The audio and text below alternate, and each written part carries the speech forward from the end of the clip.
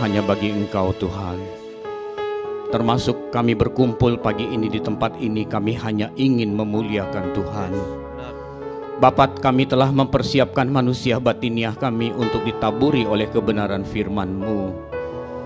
Tuhan, jadikan loh hati setiap kami menjadi tempat yang sungguh-sungguh tepat, menerima kebenaran firman yang kami sungguh yakin mengalir dari tahta surga. Ampuni setiap ketidaktepatan dari yang sudah kami lakukan, perkataan-perkataan kami yang tidak menjadi berkat bagi Engkau dan sesama, bahkan sesuatu yang masih ada dalam pikiran kami yang tidak sesuai dengan kehendak-Mu Tuhan. Ampuni kami Tuhan. Kami ingin pulang membawa berkat kebenaran firman ini. Roh Kudus, Engkau menguasai setiap kami, agar hati kami hanya tertuju kepada kebenaran firman ini. Tuhan, Engkau telah mempersiapkan hamba-Mu. Jagai hamba-Mu dari perkataan sia-sia yang tidak perlu, sehingga lidah bibir mulut hamba-Mu ini hanya menjadi saluran berkat Tuhan. Terima kasih Bapa, dalam nama Tuhan Yesus kami sambut kebenaran firman-Mu. Sama-sama kita berkata amin. Silakan duduk Bapak Ibu Saudara. Selamat pagi, shalom. Multimedia tolong siapkan Kejadian 3 ayat 4 dan 5. Kejadian pasal 3 ayat 4 dan 5. Karena ini perkumpulan bapak-bapak, jadi saya mau bicara soal ibu-ibu gitu. Walaupun di belakang ada ibu-ibu ya. Kita mau lihat mengapa Hawa jatuh dalam dosa. Tentu ular menggoda. Tetapi saya baru-baru ini menemukan ada hal yang kedua yang lebih penting dari ular menggoda. Seandainya Hawa tidak dengar-dengaran dengan kehendak bebasnya, mungkin gak kejadian. Yang bikin manusia pertama jatuh dalam dosa itu karena ada ular menggoda, yes benar. Tapi hal kedua yang lebih penting adalah Hawa meresponi. Tuhan kasih kehendak bebas. Kehendak bebas itu diresponi oleh Hawa. Kita baca dulu ya Kejadian 3 ayat 4 dan 5. Tetapi ular itu berkata kepada perempuan itu, sekali-kali kamu tidak akan mati, tetapi Allah mengetahui bahwa pada waktu kamu memakannya, matamu akan terbuka dan kamu akan menjadi seperti Allah, tahu tentang yang baik dan yang jahat. Ular tuh pakai firman Bapak Ibu Saudara. Kamu akan menjadi seperti Allah, itu firman. Tuhan waktu pertama kali menciptakan manusia, Dia menciptakan manusia itu segambar. Memang dalam perencanaan di Kejadian 1 ayat 26, Tuhan berfirman, mari kita menjadikan manusia menurut gambar dan rupa kita. Tetapi waktu di ayat 27 Allah menciptakan manusia menurut gambar. Ini bicara soal komponen utama yang ada dalam diri Allah waktu Dia ciptakan manusia, Dia kasih pikiran, perasaan, dan kehendak. Jadi hanya manusia yang makhluk segambar dengan Allah. Tapi keserupaan itu tidak dibikin serupa. Serupa ini bicara soal kualitas pikiran, perasaan, dan kehendak. Ini beda, manusia itu tidak dibikin kualitasnya sama dengan Allah. Tapi manusia harus bertumbuh sampai serupa suatu hari. Roma 8:29 serupa dengan gambar diri anak Allah. Jadi kita itu punya tanggung jawab harus mendengar firman, mengerti, melakukan sampai kita bertumbuh menjadi seperti anak Allah, seperti Tuhan Yesus. Iblis tahu ini rencana Tuhan waktu ciptakan manusia, Tuhan mau goalnya itu manusia menjadi serupa dengan gambar dirinya suatu hari kelak. Makanya iblis pakai firman, dia menjatuhkan Hawa. Bukankah Allah berfirman, kamu itu tujuannya itu nanti menjadi seperti Allah, menjadi serupa dengan Allah. Iya kata si Hawa, kan kita tidak tahu ini berapa lama godaan ini. Tidak mungkin hanya sekali langsung jadi. Pasti berbagai kesempatan. Apa sih tujuan Allah ciptakan kamu Hawa? Mungkin begitu dialognya. Tuhan ciptakan aku dengan perangkat pikiran, perasaan, dan kehendak. Supaya pikiran, perasaan, kehendakku ini bertumbuh sampai menjadi serupa dengan Allah. Kapan dia serupa enggak tahu. Bagaimana caranya kamu harus bertumbuh? Dengar Allah berfirman, mengerti, melakukan. Sehingga pikiran, perasaan, kehendak mengalami progresivitas. Susah enggak dengar Allah berfirman terus taat? Ya berat juga sih kata Hawa. Ini ada cara instan, plek makan aja buah ini. Kamu langsung seperti Allah. Itu cara iblis menjatuhkan manusia pertama. Pakai firman. Masih ingat di padang gurun, selesai Tuhan Yesus puasa, iblis menjatuhkan Tuhan Yesus juga pakai firman. Bukankah Allah berfirman? Jadi Bapak Ibu, sesuatu yang digunakan hari ini, firman yang digunakan belum tentu untuk membuat iman kita bertumbuh. Justru ada celah di mana iblis bisa melihat. Sehingga firman bisa digunakan untuk menjatuhkan anak-anak Tuhan. Kalau saja Hawa tidak peduli dengan apa yang dikatakan oleh si ular itu, mungkin ceritanya beda. Jadi dua hal yang buat manusia pertama jatuh dalam dosa, karena ada godaan secara internal, karena dalam diri Hawa itu ada keinginan. Iya juga ya, aku ingin seperti Allah. Dalam cara instan dan cepat. Aku ingin seperti. Kalimat ini, aku ingin seperti, itu diwariskan dari Adam dan Hawa sampai kita sekarang. Makanya kita punya kehendak bebas. Kehendak bebas kita itulah yang aku pingin seperti. Keinginan-keinginan ini kemudian membuat manusia berusaha keras mewujudkan apa yang dia inginkan. Kita punya usaha, punya perusahaan, kerja, dan lain sebagainya. Apa sih tujuan kita? Cuan. Cuan, ya kan tujuannya. Kenapa tujuannya cuan? Ya dong, kayak orang lain punya jet pribadi, masa aku nggak punya gitu, ya kan? Aku ingin seperti. Aku ingin seperti. Untuk memenuhi hal ini, manusia itu bekerja keras Bapak Ibu. Dan manusia membutuhkan kekuatan lain. Supaya sesuatu ini terwujud dengan cara lebih cepat, lebih instan, lebih mudah. Manusia butuh kekuatan adikodrati yang lain. Kalau dia bukan orang Kristen, dia datang ke dukun, dia datang ke dewanya, datang ke ilahnya. Tapi kalau orang Kristen, dia datang ke siapa? Tuhan Yesus. Padahal polanya sama aja. Pola berdukun dimasukin ke gereja. Cuman bedanya sana ke dewa, sini ke Tuhan.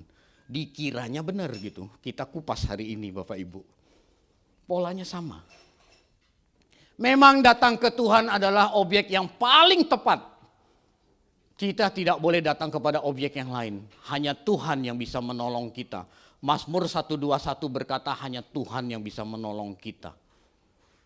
Kalau kita mengandalkan diri kita sendiri capek kita. Kita mengandalkan orang lain kita juga kecewa. Apalagi datang ke orang pintar.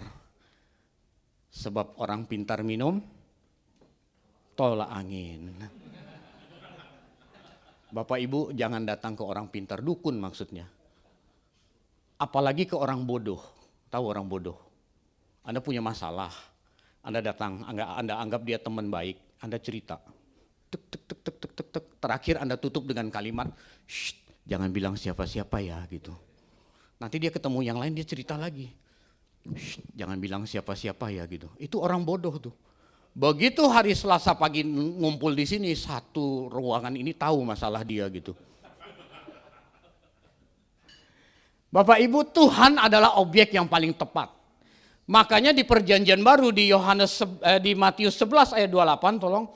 Matius 11 ayat 28. Tuhan itu recall, panggil ulang. Dulu saya memahami ayat ini sebagai sebuah ayat bahwa Tuhan panggil orang di luar. Enggak, ini orang dalam. Tuhan panggil kita karena Tuhan melihat jalan kita itu mulai nyimpang. Makanya Tuhan Yesus recall kita. Kenapa jalan kita menyimpang? Kenapa kita letih lesu berbeban berat? Kita baca dulu ayatnya. Marilah kepadaku semua yang letih lesu dan berbeban berat. Aku akan memberikan kelegaan kepadamu. Kenapa kita letih lesu beban berat Bapak Ibu? Karena kita punya banyak masalah. Kenapa kita punya banyak masalah? Karena banyak keinginan kita belum terwujud. Cuan tadi itu loh, belum terwujud. Makanya kita punya banyak masalah. Nih sekarang ya, kalau kita lihat teman kita bangun rumah baru, masalah nggak buat kita Bapak Ibu? Masalah nggak buat kita? Enggak kan? Kapan dia mulai jadi masalah? Ketika dalam hati kita, aku ingin seperti dia. Itu langsung jadi masalah. Dagang jadi nggak benar, nipu orang, korupsi. Demi aku ingin seperti dia. Itu dia mulai langsung jadi masalah. Kita lihat tetangga kita ganti mobil baru, masalah nggak sih buat kita Bapak Ibu? Sama sekali nggak masalah. Kapan dia menjadi masalah dalam hidup kita? Ketika dalam hati kita aku ingin seperti. Itu yang diwarisi oleh Hawa, oleh manusia pertama sampai sekarang. Akhirnya kita bekerja ekstra keras, bahkan kita mengandalkan kekuatan lain, bahkan kita datang ke dukun, bahkan kita datang ke Tuhan Yesus, kita berdoa, kita desak Tuhan Yesus, supaya apa yang kita inginkan diwujudkan. Dan inilah yang saya sebut tadi, jalan kita dilihat oleh Tuhan mulai menyimpang, maka Tuhan recall. Dia bilang, marilah kepadaku semua yang letih lesu dan berbeban berat, aku akan memberikan kelegaan. Yang Tuhan kasih kelegaan, bukan jawab doa kita. Jangan salah diterjemahkan Bapak Ibu. Orang yang letih lesu berbeban berat karena nganggur gak punya pekerjaan datang ke gereja terus nanti dikasih kerjaan. Letih lesu berbeban berat, Tuhan kasih kelegaan dapat kerjaan. Bukan itu maksudnya. Kelegaan itu perhentian, rest. Kalau dalam bahasa Ibrani itu rehovot. Dalam bahasa Yunani itu anapawo, perhentian, pause. Dengar lagu terus dipencet pause, perhentian. Jadi Tuhan itu ayat ini jangan disalah mengertikan ketika Anda letih, lesu, berbeban berat, restoran sepi, terus Anda ke gereja berharap pada Tuhan, terus Tuhan kasih kelegaan, restoran rame. Bukan itu pola orang kedukun Bapak Ibu. Ke Tuhan gak gitu caranya. Karena yang ditawarkan Tuhan adalah kelegaan. Tuhan akan memberikan kelegaan. Kelegaan macam apa itu? Kita bahas sekarang.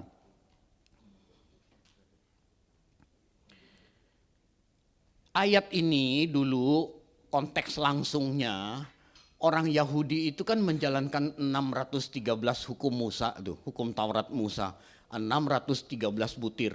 Setiap hari mereka harus menjalankan, tidak boleh salah. Makanya mereka letih lesu berbeban berat. Agama Yudaism itu begitu. Tuhan Yesus datang menawarkan hukum kasih. Makanya Tuhan bilang, kamu yang letih lesu berbeban berat menjalankan hukum Musa kamu gak bisa penuhi. Ayo, aku akan memberikan kelegaan kepadamu. Ini konteksnya zaman itu. Zaman sekarang kita sudah tidak menjalankan hukum Musa. Apa yang bikin kita letih lesu berbeban berat? Ya itu tadi yang saya sebut. Kita punya banyak keinginan yang tidak sesuai dengan kehendak Tuhan dalam hidup kita. Mau ini, mau itu. Dan keinginan-keinginan ini enggak ada selesainya Bapak Ibu. Orang waktu belum punya mobil, dia berdoa dia pengen punya mobil. Karena dia naik motor, dia lihat orang naik mobil tuh enak, gak kepanasan, gak kehujanan. Dia datang ke Tuhan, dia berdoa, oke lah karena dia bekerja keras, karena dia menabung, dia dapat. Selesai gak? Lega gak dia dapat mobil? Sementara. Karena mobil yang dia miliki mobil second. Udah 3 tahun, udah mau ganti ini, ganti itu. Dibawa ke puncak aja mogok, gimana mau ke Bandung, masa punya mobil gak bisa ke Bandung gitu ya kan. Gak lega dia, mulai dia punya keinginan lain, dia lihat mobil baru. Mulai dia nabung lagi, kerja keras, berharap kepada Tuhan, oke dia dapat mobil baru. Lega gak dia? Dapat kelegaan gak? Enggak dapat. Karena dia merasa kok kurang empuk ya lewat polisi tidur ya. Apalagi lewat polisi bangun gitu, nggak empuk gitu. Dia mulai lihat mobil yang empuk, mulai ngelirik. Oke Tuhan kasih, lega nggak dia? Enggak, dia udah mikir lagi, udah punya mobil, masa cuman ke Bandung jalan-jalan, pakai pesawat dong, ke Bali dong gitu. Mulai dia bergumul lagi, nggak akan habis Bapak Ibu. Orang tuh punya keinginan yang tidak sesuai dengan kehendak Tuhan itu akan bergerak dari satu keinginan, pindah ke keinginan lain, pindah lagi, pindah lain, nggak ada selesainya. Inilah yang membuat manusia zaman sekarang letih, lesu, berbeban berat. Makanya Tuhan Yesus recall. Yuk kamu yang jalannya keliru walaupun kamu Kristen, aku kasih kelegaan, aku kasih perhentian. Berhenti dari segala keinginanmu yang tidak sesuai dengan kehendakku, kamu kenakan kehendakku, kamu akan mengalami kelegaan, kamu akan mengalami rest. Jadi jangan salah terjemahkan ayat ini kalau kita bisnis lagi sepi, letih lesu berbeban berat, terus datang ke Tuhan, Tuhan bereskan masalahnya, enggak. Rasul Paulus dalam surat Galatia, di Galatia 5 berkata ini keinginan daging. Keinginan yang bertentangan dengan kehendak Tuhan itu keinginan daging. Yang saya sebut tadi keinginan daging. Pak, berarti kita nggak boleh punya keinginan? Pak, boleh. Kenapa nggak boleh? Tapi keinginan kita itu harus kita sesuaikan dengan kehendak Tuhan yang Tuhan mau kasih kita. Sehingga kalau kita minta keinginan itu, kita tidak mungkin mengalami letih lesu berbeban berat. 1 Raja-Raja 3 ayat 5, tolong Pak. Ini konteksnya Salomo itu mau diangkat jadi raja menggantikan bapaknya. Lalu Salomo pergi ke rumah doa, dia berdoa mencari kehendak Tuhan. Kita lihat jawaban Tuhan luar biasa. Gibeon itu rumah doa, Gibeon itu bukan hotel walaupun Salomo tidur sampai mimpi-mimpi, tapi dia berdoa sampai ketiduran. Di Gibeon itu Tuhan menampakkan diri kepada Salomo dan dalam mimpi pada waktu malam berfirmanlah Allah. Kita baca sama-sama yuk. 1, 2, 3. Mintalah apa yang hendak kuberikan kepadamu. Dengan kata lain kamu jangan minta apa yang tidak akan kuberikan kepadamu. Amin Bapak Ibu. Jadi yang buat kita letih lesu berbeban berat itu kita punya banyak keinginan yang di luar kehendak Tuhan. Itu yang membuat kita akhirnya kerja jadi nggak benar, kesempatan nipu orang ya nipu, korupsi ya korupsi. Akhirnya nggak karu-karuan hidup kita. Mengejar sesuatu keinginan yang mengalir dari daging kita, bukan dari kehendak Tuhan. Bukan berarti kita nggak boleh punya keinginan, boleh, tapi kita harus minta apa yang Tuhan mau kasih kita. Mungkin Anda menatap saya dengan curiga, Anda berkata, Pak, bukannya ada ayat di Matius 7, Pak. Mintalah maka kamu akan diberikan. Ketuklah maka pintu akan dibuka. Apalagi satu, ketuk, minta, carilah maka kamu akan mendapatkan. Lalu di bawahnya ada ayat yang berkata, Bapak yang jahat saja tahu memberikan pemberian yang baik, apalagi Bapakmu di surga tidak mungkin memberi batu kalau anaknya minta roti, kan gitu kan? Gitu kan? Oke, kita selesaikan secara adat. Jangan kita berpikir kalau kita minta roti terus Tuhan penuhi dengan roti. Kalau minta BMW pasti dikasih BMW. Itu tidak comparable kayak gitu. Maksudnya tidak begitu. Roti ini sebuah simbolik pemberian yang baik. Batu adalah simbolik pemberian yang tidak baik. Bapak yang jahat saja bisa memberi pemberian baik, apalagi Bapak di surga. Tidak mungkin dia memberi pemberian yang jahat kalau anaknya minta pemberian yang baik. Tetapi baik menurut Allah, bukan baik menurut kita. Kalau baik menurut kita mah beda dengan menurut Allah. Ada amin Bapak-Bapak. Baik menurut Allah, dia lebih tahu. Tuhan kenapa aku naik motor terus bertahun-tahun, kenapa enggak naik mobil Tuhan ya sekali-sekali kasih mobil lah gitu. Bergumul terus, Tuhan lebih tahu. Kalau kamu dikasih mobil sekarang kamu kawin lagi itu masalahnya gitu. Ini ekstrim, contohnya ekstrim. Tuhan lebih tahu keadaan kita Bapak Ibu. Dia memberikan pemberian yang baik menurut pandangan dia. Bukan menurut apa yang kita minta. Bukan apa yang kita minta. Keinginan-keinginan ini, keinginan kita yang bertentangan dengan keinginan Tuhan itu, Tuhan Yesus sebut sebagai tidak memikirkan apa yang dipikirkan Allah. Konteksnya itu waktu Tuhan Yesus berkata dia mau diserahkan kepada imam-imam kepala mau ke Yerusalem untuk dihukum mati. Petrus paling keberatan, betul? Pernah baca ayat ini? Ayo kita baca lagi. Matius 16 ayat 21, 22, 23. Matius 16. Pak, Bu, saya sekolah teologi, Anda jangan melotot begitu natap saya gitu. Ini nabi sesat dari mana ini gitu. Nah, saya gali dari prinsip hermeneutik yang benar. Terpesona Pak ya. Kita baca ya. Ini kan Yesus bilang ke murid-muridnya, aku sebentar lagi mau ke Yerusalem, mau diserahkan kepada imam kepala untuk dihukum mati. Sejak waktu itu Yesus mulai menyatakan kepada murid-muridnya bahwa ia harus pergi ke Yerusalem dan menanggung banyak penderitaan dari pihak tua-tua, imam-imam kepala dan ahli-ahli Taurat, lalu dibunuh dan dibangkitkan pada hari ketiga. Lalu, tetapi Petrus menarik Yesus ke samping dan menegur dia, katanya pakai firman tuh. Nanti kita lihat Tuhan ngomong apa terhadap Petrus, pakai firman. Tuhan, kiranya Allah menjauhkan hal itu sekali-kali tak akan menimpa engkau. Lalu, nah di sini. Maka Yesus berpaling dan berkata kepada Petrus, enyalah Petrus. Bukan kan? Enyalah iblis, pakai firman iblis tuh. Engkau suatu batu sandungan bagiku sebab engkau bukan memikirkan apa yang dipikirkan Allah, melainkan apa yang dipikirkan manusia. Jadi ketika kita datang ke Tuhan, kita punya pikiran kita sendiri. Kalau kita bisa dengar suara Tuhan, Tuhan pasti ngomong hal yang sama Bapak Ibu.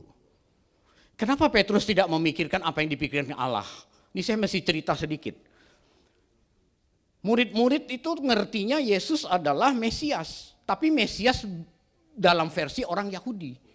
Orang Yahudi itu kalau mau dinobatkan jadi raja, dia disebut Mesias. Murid-murid Tuhan tuh ngertinya Yesus itu akan jadi raja bagi bangsa Yahudi, membebaskan orang Yahudi dari perbudakan Romawi. Sehingga bangsa Yahudi akan mengalami kejayaan seperti saat Salomo memerintah. Betapa senangnya murid-murid ketika ikut Tuhan, mereka tahu Tuhan Yesus dipersiapkan jadi raja dunia. Sebab kalau Tuhan Yesus jadi raja, Petrus jadi apa kira-kira? Minimal Perdana Menteri dong gitu. Mendiknas gitu kan, wah dapat apa? Dapat proyek komputer gitu kan. Minimal jadi menteri apalah dalam negeri, bikin retret lah apa gitu. Minimal senang Petrus. Dari nelayan berubah nasib jadi menteri. Senang dia. Makanya dia mati-matian ikut Tuhan Yesus dan murid-murid yang lain. Tentu saya tidak cukup waktu untuk membuktikan, tapi di Injil Yohanes silakan baca, Yohanes pasal 21. Silakan baca di situ. Nah, ketika Yesus bilang dia mau diserahkan kepada imam-imam untuk dihukum mati, protes Petrus. Gua udah ninggalin rumah, ninggalin mertua, ninggalin istri. Demi ikut lu supaya jadi menteri, sekarang lu mau dihukum mati. Sekali-kali Allah akan menjauhkan hal itu daripadamu. Yesus bilang, enyahlah iblis. Engkau satu batu sandungan bagiku. Sebab engkau tidak memikirkan apa yang dipikirkan Allah. Engkau memikirkan apa yang dipikirkan manusia. Jadi ketika kita punya keinginan-keinginan yang tidak sesuai dengan kehendak Tuhan, lalu kita bawa ke gereja, kita berdoa, kira-kira Tuhan ngomong apa coba? Kita renungkan Bapak Ibu. Jangan menjadikan Tuhan Yesus seperti dukun agama lain. Ketika kita punya suatu keinginan, kita bawa ke Tuhan supaya dipermulus. Itu konsep orang kedukun Bapak Ibu. Dia bayar ayam hitam lah, ayam putih, ayam loreng dia bayar. Lalu kita kasih persembahan perpuluhan supaya usaha kita dipermulus. Bukan loh, konsepnya bukan itu loh. Saya kan pengusaha juga Bapak Ibu, ini saya bawa teman saya dari kantor ke sini. Tadi lupa diperkenalkan, nanti perkenalan setelah selesai ya gitu. Kita mengerti peta yang benar yang Tuhan sediakan untuk manusia. Berusaha itu sebenarnya bukan cari cuan. Pertemuan lalu di sini saya udah jelaskan tuh. Kita berusaha itu adalah memenuhi panggilan Allah yang mulia. Karena sejak semula Allah memanggil manusia untuk bekerja. Kejadian 1 ayat 28. Panggilan yang pertama, beranak cuculah dan bertambahlah banyak. Ini panggilan hidup berkeluarga. Makanya keluarga yang kita bentuk itu harus dimuliakan Allah di dalamnya, Bapak Ibu. Nah, ada saling selingkuh, saling menyakiti, saling melukai, dendam disimpan lama-lama dengan pasangan hidup, enggak boleh. Dengan keluarga besar juga begitu. Karena dalam keluarga yang kita bentuk Allah harus dimuliakan. Yang panggilan yang kedua, kuasailah bumi dan taklukkanlah itu. Berkarir, bekerja, berusaha. Makanya perusahaan kita, karir kita, warung kita, toko kita, toko bakmi kita, di dalamnya Allah harus dimuliakan. Ada amin? Tapi kalau cara bisnis kita nggak benar, gimana Allah bisa dimuliakan? Nah, itu bagian lain. Saya udah pernah ngomong, kita balik ke sini.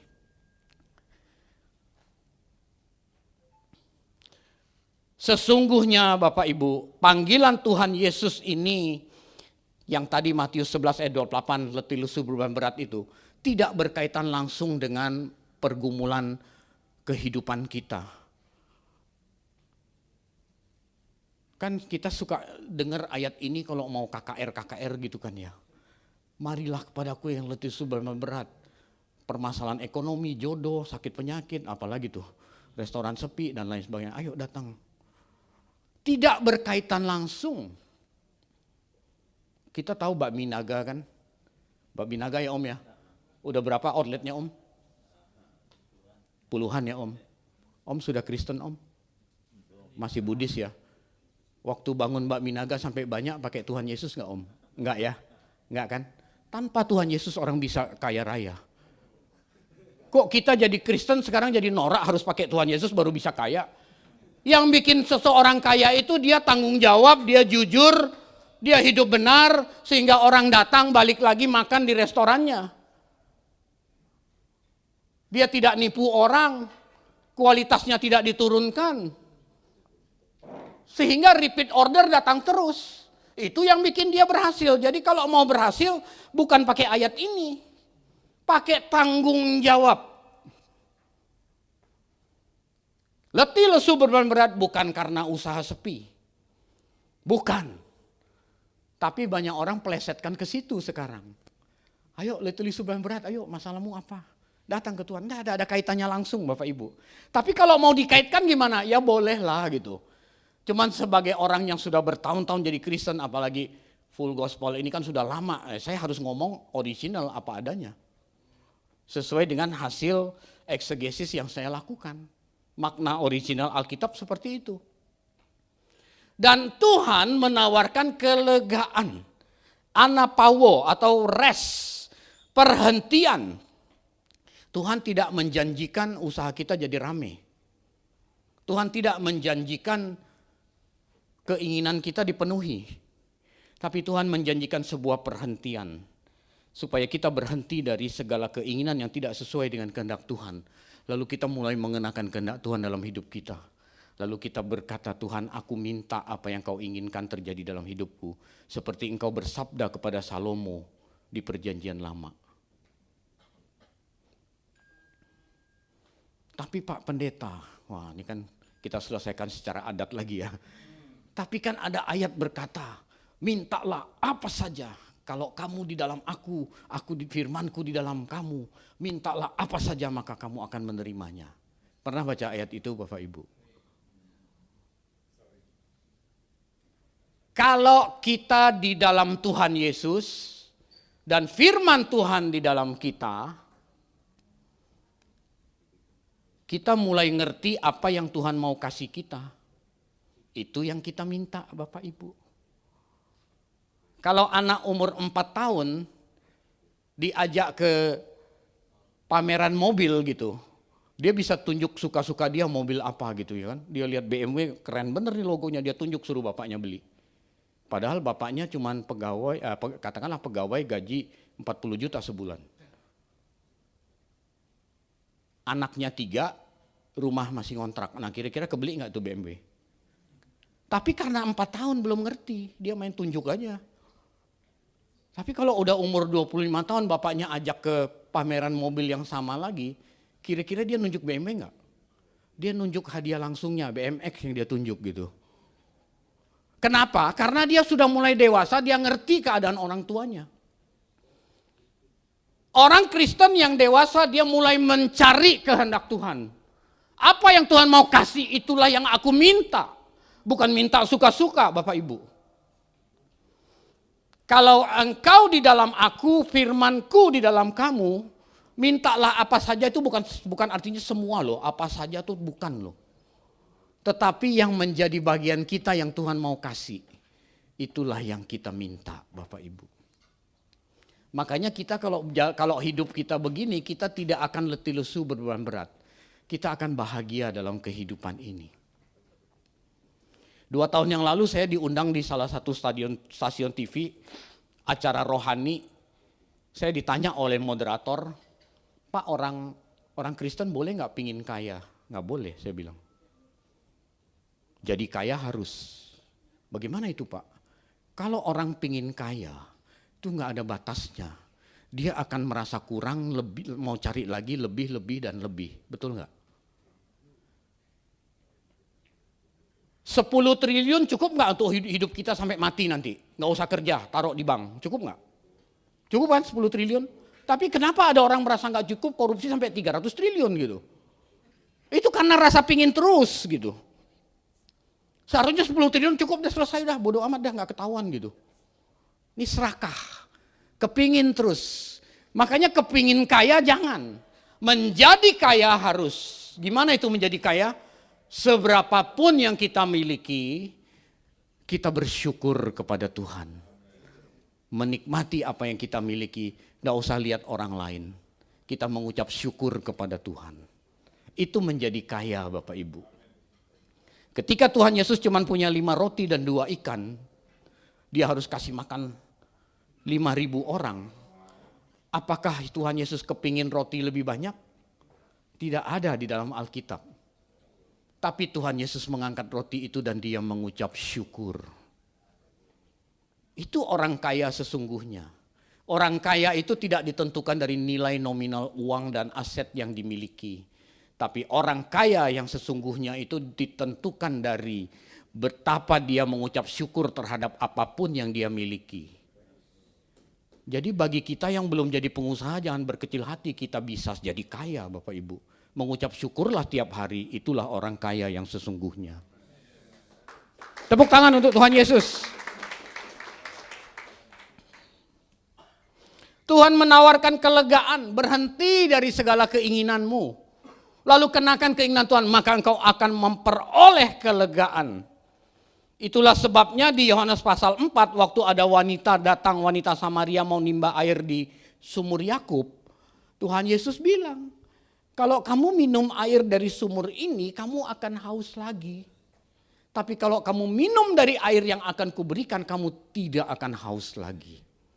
Kalau kita berhenti dari segala keinginan yang tidak sesuai dengan kehendak Tuhan, lalu kita cari kehendak Tuhan dalam hidup kita, lalu kita lakukan kehendak Tuhan, lalu kita mengucap syukur, kita tidak akan punya keinginan yang lain lagi kecuali melakukan kehendak Tuhan dalam hidup kita.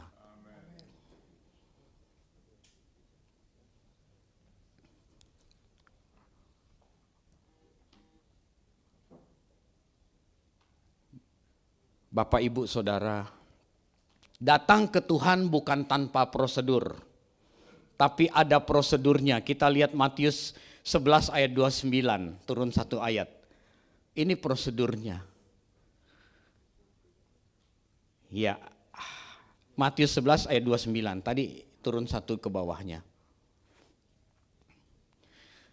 Pikul kuk yang kupasang, belajarlah padaku. Karena aku lemah lembut dan jiwamu dan rendah hati dan jiwamu akan mendapat kelegaan. Jadi konsepnya Tuhan bilang pikul kuk tuh begini Bapak Ibu.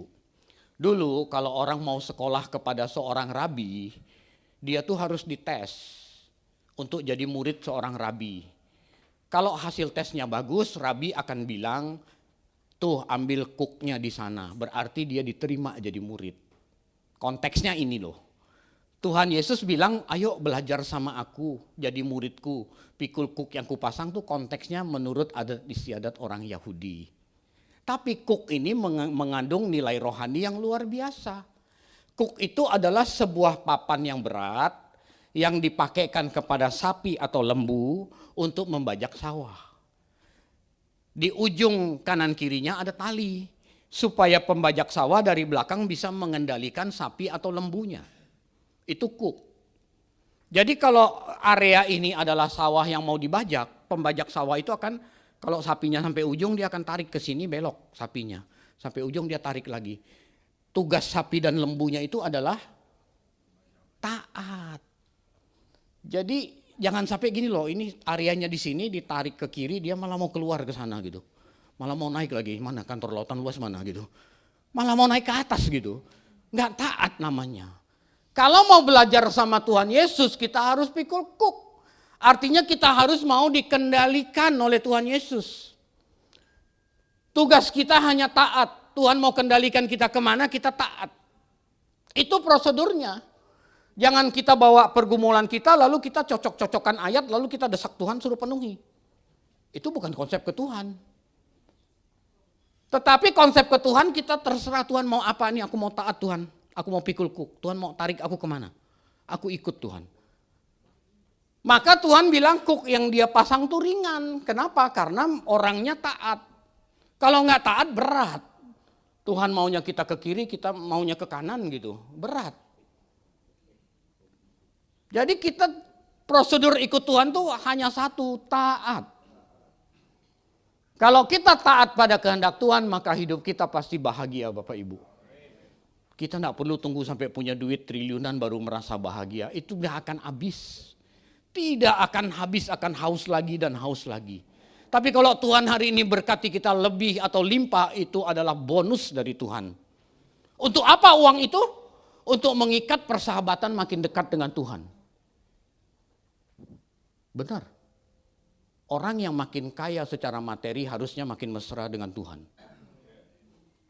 Ikatlah persahabatan dengan menggunakan mamon yang tidak jujur itu. Betul? Pernah baca ayat ini? Bagaimana cara mengikat persahabatan? Ini bukan ikat persahabatan dengan Tuhan loh. Ikatlah persahabatan dengan menggunakan mamon yang tidak jujur. Jadi ikat persahabatannya dengan siapa? Dengan Tuhan. Ikatlah persahabatan dengan Tuhan menggunakan mamon yang tidak jujur. Pakai duit kita, pakai materi kita. Lihat orang susah, kita tolong. Lihat orang sakit, gak punya biaya, kita bantu. Kita makin dekat hubungannya dengan Tuhan. Ikat persahabatan dengan Tuhan menggunakan mamon yang tidak jujur. Jadi logikanya makin kaya seseorang secara materi, duitnya makin banyak. Harusnya dia makin harmonis dengan Tuhan. Karena Tuhan kasih dia alatnya itu lebih banyak dari orang yang punya sedikit. Betul gak? Sekarang teropong diri kita masing-masing. Aku punya banyak, mesra gak ya dengan Tuhan ya? Mengikat persahabatan dengan Tuhan gak selama ini? Lihat orang susah, tutup pintu hati. Lihat orang butuh, tidak mau bantu. Itu posisi materi Bapak Ibu Saudara. Itu posisi materi. Jadi Bapak Ibu mulai sekarang kita rubah mindset kita. Apa yang sudah diwarisi oleh Adam dan Hawa sejak awal. Aku ingin seperti, kita buang. Nggak pedulilah orang punya apa, kita yang penting hubungan kita dengan Tuhan. Kita buang. Jangan lihat orang ganti mobil kita juga kepingin gitu. Kalau akhir tahun kan mobil banyak diskonnya gitu kan. Karena tahunnya udah mau lewat jadi dia kasih diskon gitu. Wah orang sering ganti mobil gitu. Orang ganti kita ikut ganti, kita juga ikut ganti. Kepingin terus gitu. Kita ini anak-anak Allah yang maha tinggi. Jangan rendah diri kalau lihat orang gonta-ganti kendaraan. Kita ngomong dalam hati kita, lu gonta-ganti mobil, nanti suatu hari mobil yang gua pakai pasti sama kayak mobil yang lu pakai gitu. Mobil jenazah. Loh iya ini mobil terakhir kan? Dia boleh ganti mobil apa aja, nanti sama kayak mobil kita, mobil jenazah. Nggak ada yang bisa dibawa. Begitu kita mati, nah ada apapun yang bisa dibawa. Paling-paling Anda cuma bawa gigi palsu yang ada emasnya, udah itu satu doang gitu. Kenapa kita jadi sombong gitu? Nah ada Bapak Ibu. Mulai hari ini kita ganti, aku ingin seperti kita ganti. Aku bersyukur kepadamu Tuhan. atas keberadaan diriku. Pede kita, ngadepin siapapun pede. Mau ketemu konglomerat, ketemu orang terkaya di dunia, kita pede. Jangan karena dia kaya terus kita jadi minder gitu. Ini orang yang rendah diri. Dan Tuhan gak suka orang rendah diri, Bapak Ibu. Jadi kita semua berpeluang menjadi orang kaya kalau kita mengerti mengucap syukur apa yang Tuhan percayakan kepada kita. Kitalah orang kaya yang sesungguhnya. Kekayaan sesungguhnya tidak diukur dari nilai uang atau jumlah materi yang kita miliki. Ketika kita mati gak ada yang dibawa. Berapa bulan yang lalu seorang pengacara hebat meninggal dunia. Rumah yang dia tempati aja nilainya 100 miliar. Gak ada yang dibawa tuh. Gak ada. Upacara pemakaman bisa sampai berhari-hari, ya udah. Hari ini udah dilupakan orang tuh. Gak ada yang dibawa tuh. Tapi yang Tuhan tanya nanti kepada kita adalah bagaimana kamu memperoleh harta itu dan dengan cara apa kamu gunakan harta itu. Itu yang Tuhan tanya pertanggungjawabannya. Makanya letih lesu beban berat itu kita ganti dengan mengucap syukur Bapak Ibu. Kalau kita lepaskan semua keinginan yang tidak sesuai dengan kehendak Tuhan, lalu kita kenakan kehendak Tuhan dalam hidup kita, merdeka hidup kita Bapak Ibu. Amin Bapak Ibu, amin. Yuk kita tundukkan kepala, kita berdoa. Bapa, kami mengucap syukur, kami menerima firman pagi ini. Kami sungguh ingin firman ini tertanam dalam loh hati kami Tuhan. Lalu kami praktek, kami hidup dalam firman ini. Tuhan, selama ini kami punya banyak keinginan oleh karena kami melihat orang lain. Kiranya firman ini terus menegur kami. Sehingga kami berhenti dari segala keinginan yang tidak sesuai dengan kehendak-Mu. Dan kami mengenakan kehendak Tuhan. Sehingga kami memperoleh kelegaan yang sesungguhnya dari Tuhan. Terima kasih Bapa, dalam nama Tuhan Yesus kami berdoa dan mengucap syukur. Sama-sama kita katakan amin. Beri tepuk tangan yang meriah untuk Tuhan Yesus.